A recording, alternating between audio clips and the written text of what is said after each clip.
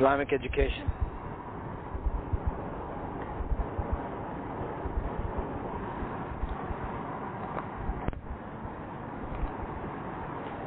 Education from an Islamic perspective involves or could be considered an act of worship. It involves a teacher, student, and knowledge which is transferred between them.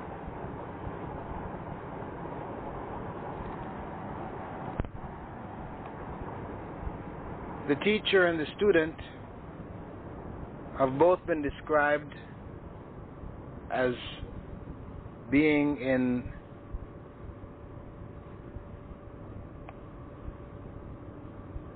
particularly sacred positions.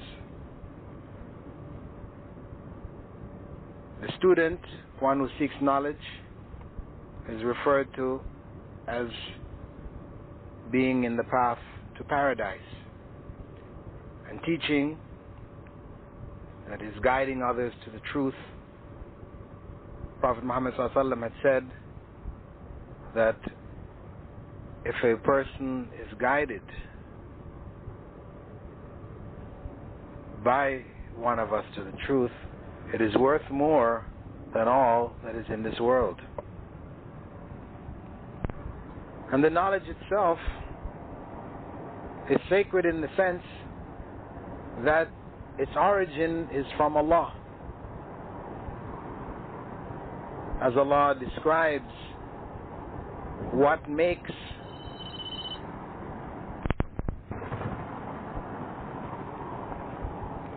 so the whole process of education is considered to be ibadah, worship.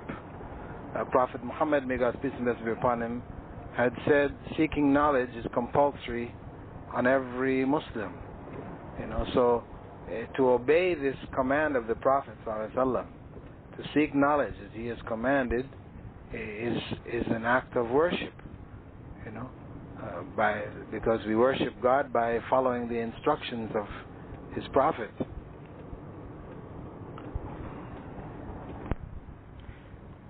And the knowledge, as I said, is itself something from God. It is divine or of divine origin, in the sense that, Allah, in distinguishing human beings from the rest of His creation,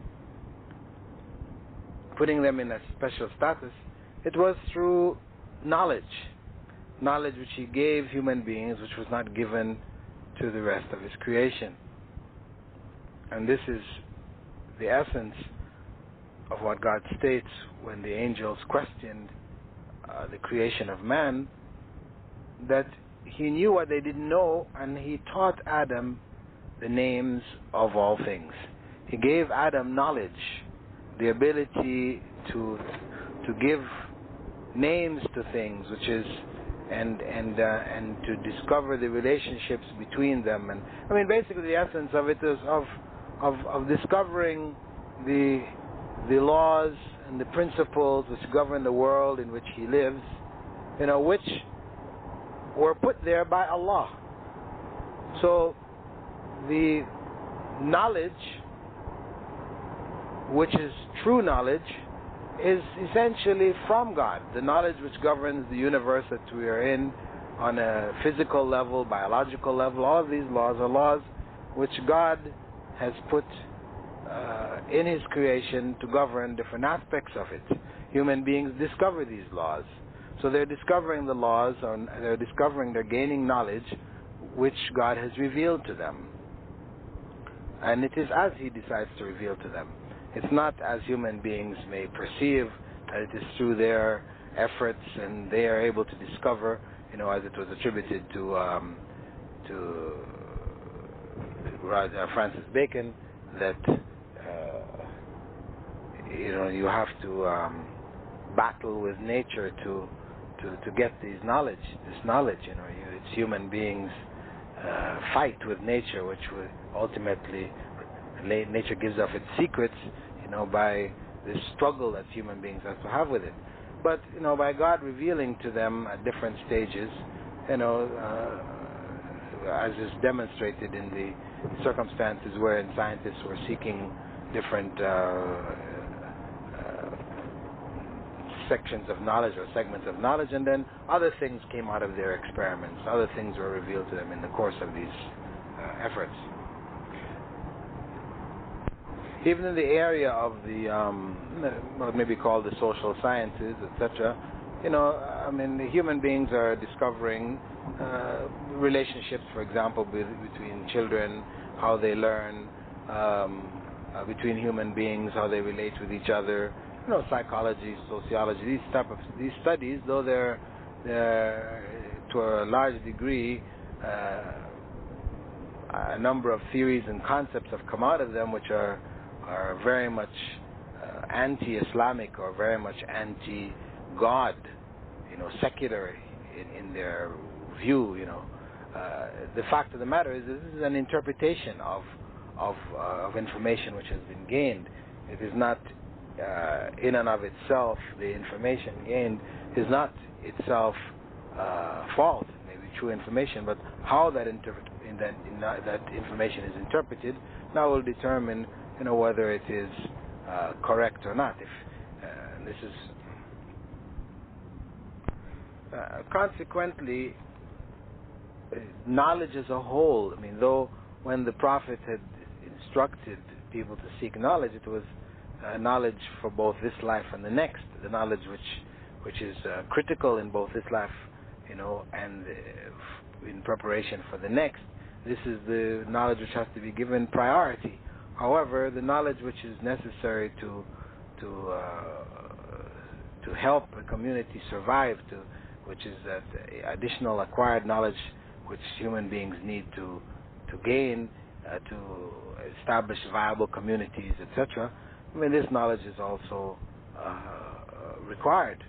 It becomes compulsory by the very nature that this community needs it, though it's not an individual obligation. The fundamental difference which exists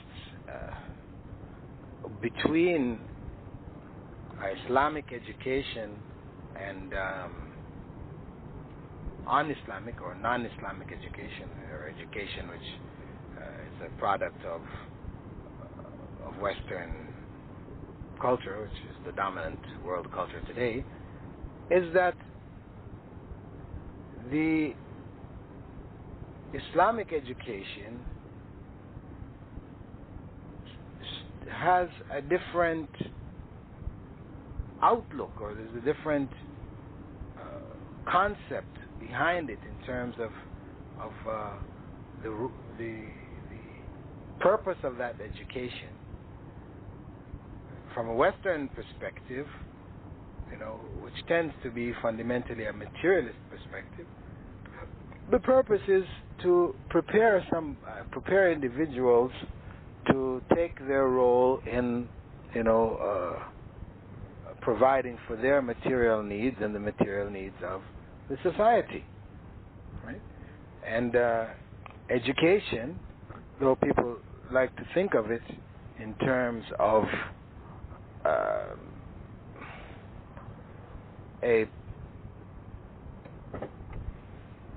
something which can be divorced of values and just be a process of transfer of knowledge, the reality is that values are being transferred, because education, as some scholars have defined it, is really a transfer of culture. It is a way by which the culture of the society is conveyed to its members and to the coming generations.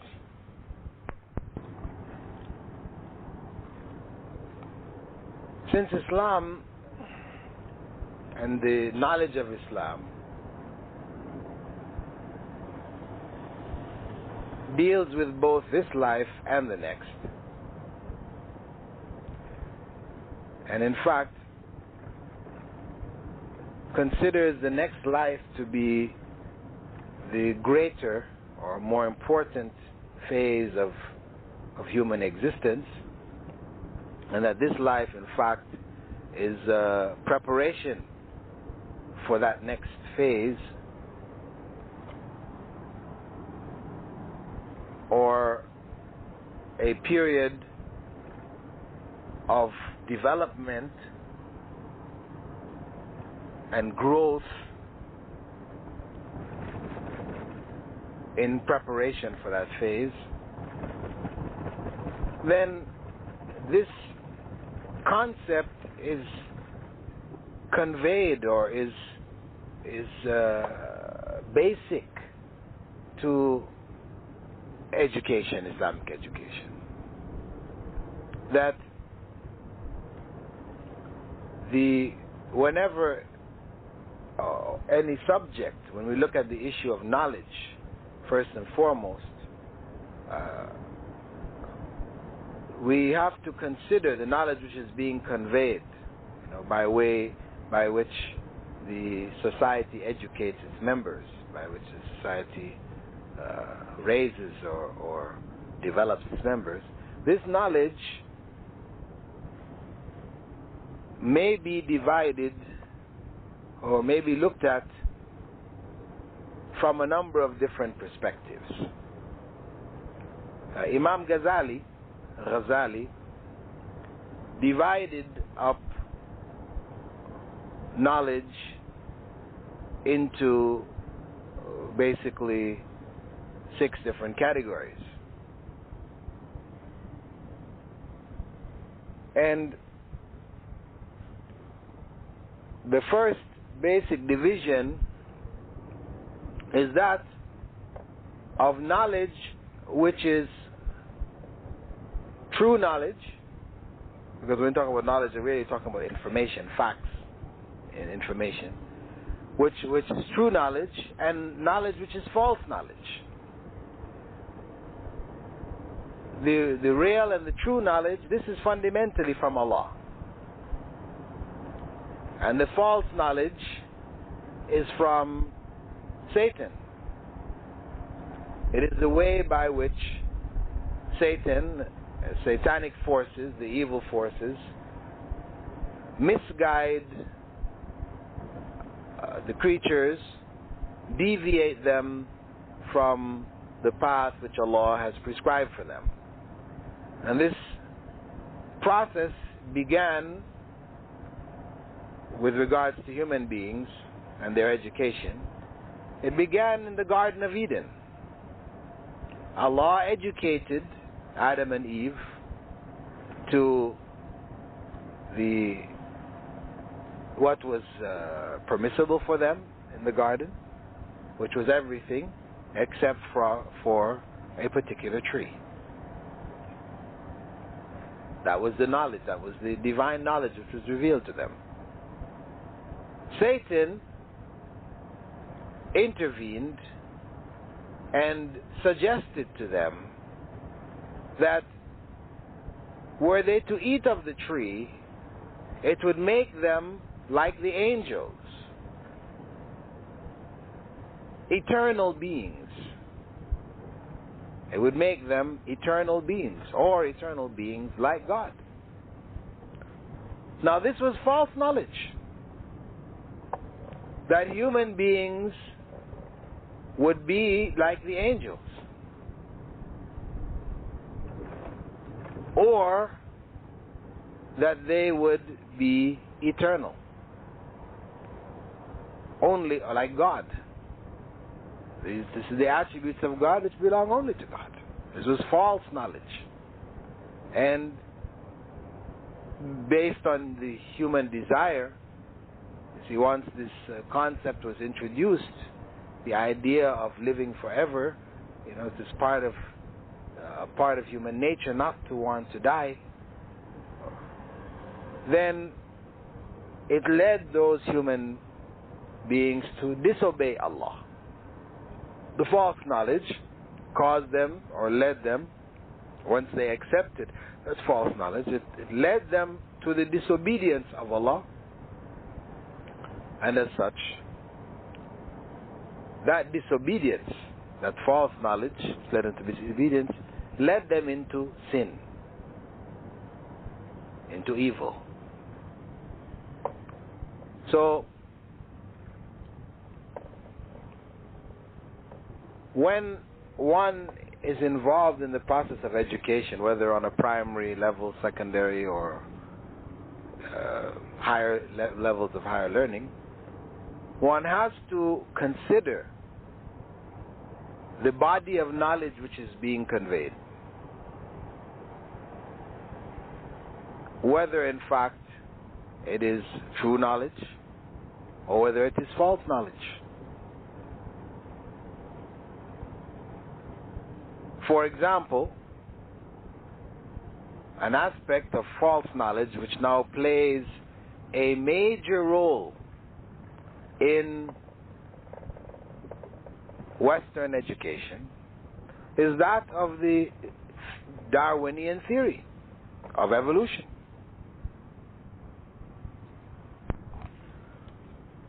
Though the Darwinian theory is oftentimes misunderstood to be merely a biological interpretation or fact, the reality is that this theory has affected virtually every single branch of the sciences, whether the pure sciences or the social sciences. It is a fundamental principle which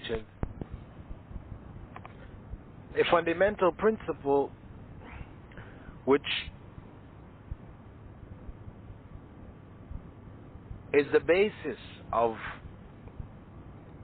the secular democratic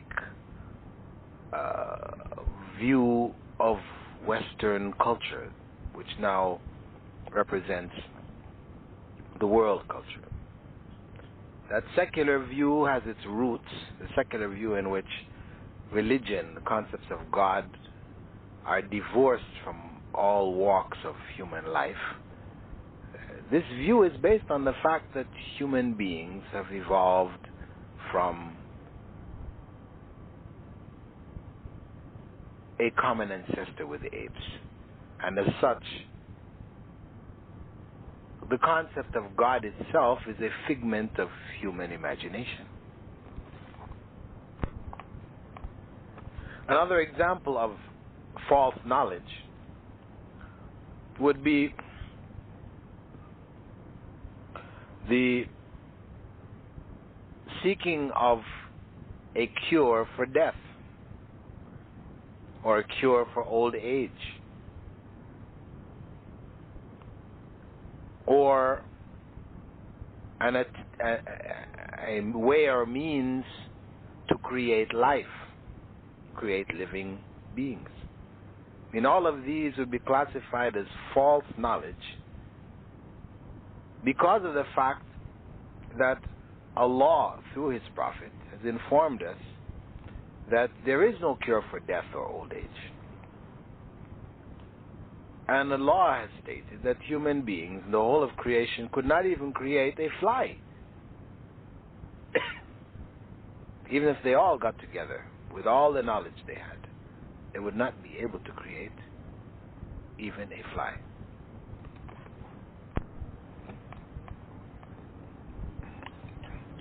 True knowledge may be further divided from an Islamic perspective into useful knowledge and useless knowledge, as the concept that knowledge for the sake of knowledge or for knowledge's sake is foreign to the Islamic way of thinking or Islamic view. Allah revealed knowledge for a purpose, for the benefit of man.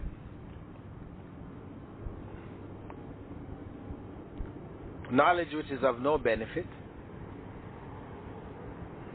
which doesn't benefit human beings, is knowledge which should be avoided. And Prophet Muhammad, may God's peace and blessing be upon him, in one of his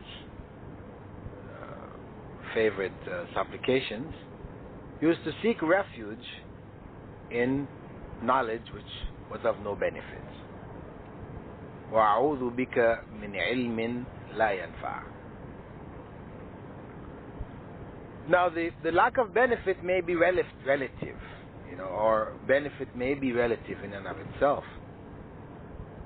So in the process of transferal of knowledge, there needs to be some kind of prioritization, that the pressing and more immediate needs of human beings should be given precedence over long-term needs, or projected needs in the process of education also.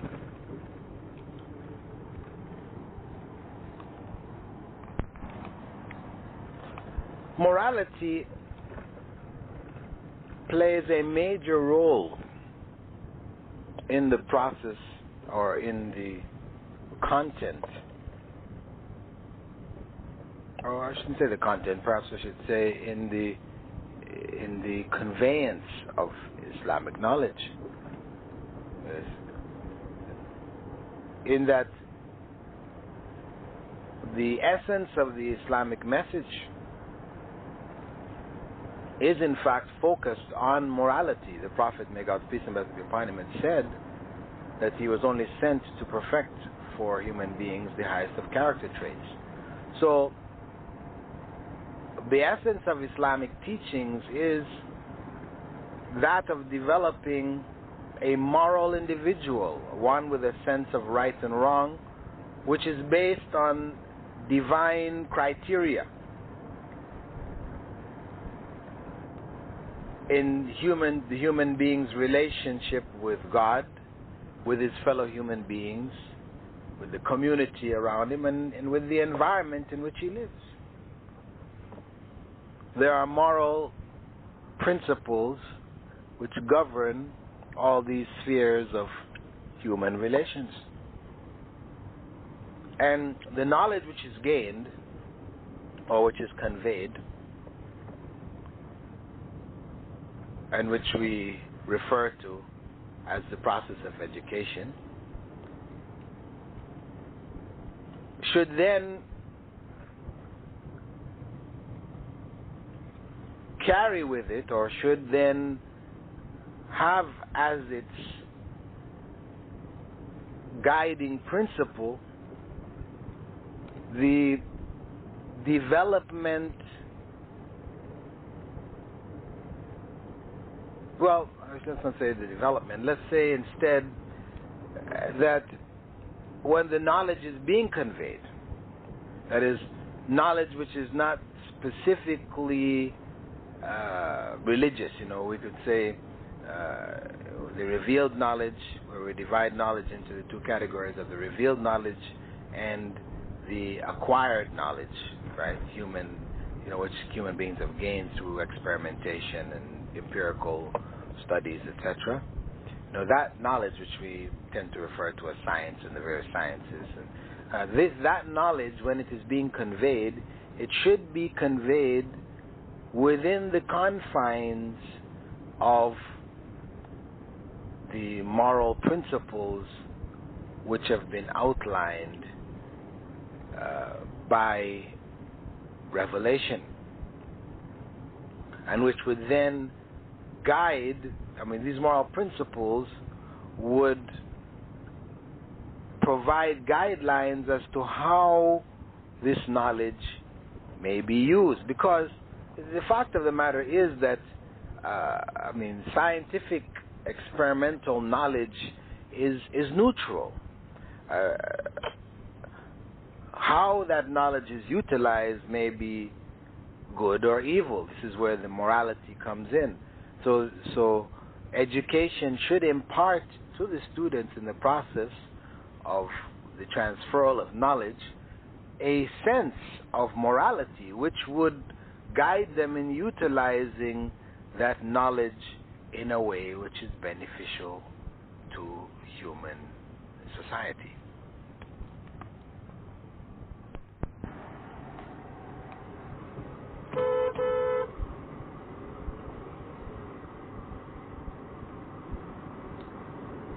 Because Islamic education, or the process of imparting Islamic knowledge, is considered to be an act of worship, as I earlier mentioned, the teacher must possess certain qualities to be qualified to impart knowledge in an Islamic way. That teacher has to himself or herself look at their role or their job as being ibadah. If they do not consider this role to be anything more than a means of earning a living for which they are paid, etc., meaning that it is only looked at from a materialist perspective, then the information which is being conveyed will be seriously hampered. Of course, the necessary qualifications for teaching, which include those qualifications which have already been established in the Western models, in the Western systems, I mean, these are not to be excluded simply because they were not developed by Muslims, for example, or in an Islamic context. Where there are sound principles of education, where sound principles of education have been developed, which take into account the psychology of children, etc., etc., then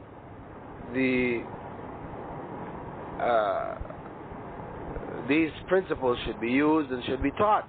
You know, for example, and the principles again should be divorced from their ideological roots, if those roots are unacceptable or against Islamic teachings. You know, for example, the modern approach to learning in the classroom, which is referred to as collective learning, where the traditional one-on approach of the straight-ahead teacher-student approach, where it's just the teacher imparting knowledge to the students. You know, I mean, it has been shown from numerous studies that where the children participate in both the learning and teaching process, that much more learning takes place in such a setting. Now, this principle, as it developed, some people gave ideological reasoning to its foundation as being an expression of the democratic process, where all the students have a say, and they should have a say, and they're being trained in this democratic process. But of course, the democratic process, which rejects absolute truths and which gives human reason the status of defining for society right and wrong, right and wrong as on an overall scale. I mean, it's rejected from an Islamic perspective. But because of the fact that absolute rights and wrongs do exist, morality isn't relative. I mean, if it's based on divine revelation. So that's the Islamic perspective. But now, that doesn't deny the reality that in the collective learning process, more learning takes place, where students are involved in teaching each other. That doesn't necessarily mean that the student has to be on the same level as the teacher, in the sense that the opinion of the student, is as valid as the opinion or the information which is being given by the teacher. No, I mean the teacher still maintains that status as being the instructor and is respected, and etc., etc., as Islam requires. But yet, collective learning can still or simultaneously take place, and this is not something new to the Muslim world in terms of education, because the traditional schools in which the Qur'an is taught, till today, follow principles in collective learning.